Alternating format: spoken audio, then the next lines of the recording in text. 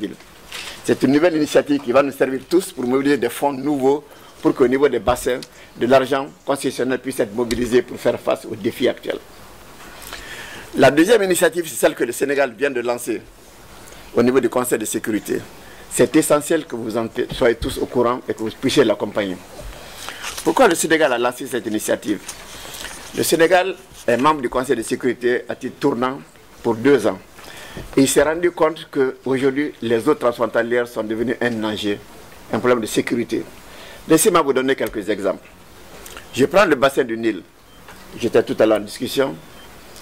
Il y avait 10 États, il y en a maintenant 11. Pourquoi? Parce que le Soudan a éclaté et le Sud-Soudan qui s'est créé. Quand l'Égypte, en 1929, avait eu l'accord de la Grande-Bretagne de garder une bonne partie de l'eau pour elle et une partie pour le Soudan, avec droit de veto sur tout ouvrage qui serait fait en amont, les autres pays n'étaient pas indépendants. Donc les autres pays sont devenus indépendants, se sont réveillés, se sont dit, nous n'acceptons pas ce principe. Nous avons des objectifs de développement. Nous voulons nous développer, nous voulons créer des barrages irrigués, créer des industries. L'Égypte qui est en aval s'est sentie menacée. Aujourd'hui, ils ont créé une organisation qui s'appelle le Nile Basin Initiative, dans une des présentations ici. Mais ils n'arrivent pas à s'entendre depuis 14 ans. Ils sont en train de négocier des articles. Nous sommes inquiets, puisque les études montrent que dans quelques années, les ressources disponibles dans le bassin ne peuvent pas couvrir plus de 60% des eaux des besoins des pays.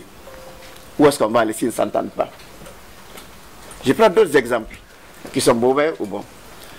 Beaucoup de gens ont vu ici, il y a 10 ans, il y a 5 ans, la grande crise dans le pays. Le prix du riz a augmenté, il y a eu des révoltes partout. Mais peu de gens savent que la cause de ça, c'est la sécheresse qu'il y a eu en Asie centrale.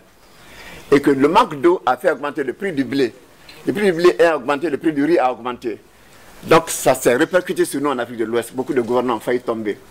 Si en Afrique, en Europe, en Asie centrale, les gens s'étaient concertés pour bien gérer l'eau, faire en sorte que ça soit distribué, que les ressources agricoles aient été produites de manière quantitative et suffisante, il n'y aurait pas eu la sécheresse, enfin il n'y aurait pas eu cette crise qui a eu des répercussions ici. Comme quoi, l'eau a une dimension planétaire. C'est un vrai connecteur, un vrai vecteur à la fois de paix, de coopération, mais également de conflit si on ne le gère pas bien. Les exemples sont patents. Je vous donne un autre exemple qui est criard, le fleuve Colorado, qui traverse les États-Unis. Alors, il arrive au Mexique sur 120 km. Il n'arrive plus au Mexique. Il est barré aux États-Unis, à la frontière. Le Mexique n'a plus d'accès à l'eau. Pourquoi? Parce qu'au niveau américain, le barrage, le fleuve a été barré. Qui peut l'accepter pendant longtemps? La partie mexicaine se meurt. Il y a beaucoup d'exemples comme ceci. Alors, les meilleurs exemples que nous citons aujourd'hui, que le monde cite, c'est l'OMVS.